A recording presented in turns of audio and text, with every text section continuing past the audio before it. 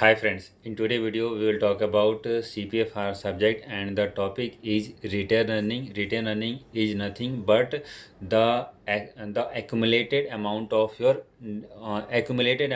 net profit. Example, if the company is earning so much and that company are actually not wanted to distribute all the amount to the shareholder, and that company actually wanted to retain some amount for company growth, for future benefit, so that amount actually we have to present, or we have to show in a balance sheet as a return earning.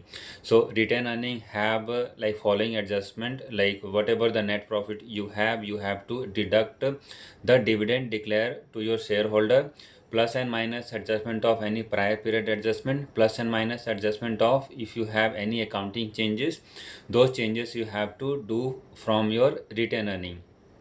If you have any excess amount of APIC, or if you have anything from your treasury stock, that adjustment or that presentation you have to do under the different head, or the following head. Example, the APIC adjustment you have to present or you have to do under the APIC only, or the treasury stock adjustment you have to do under the treasury stock only. You cannot adjust into the return earning.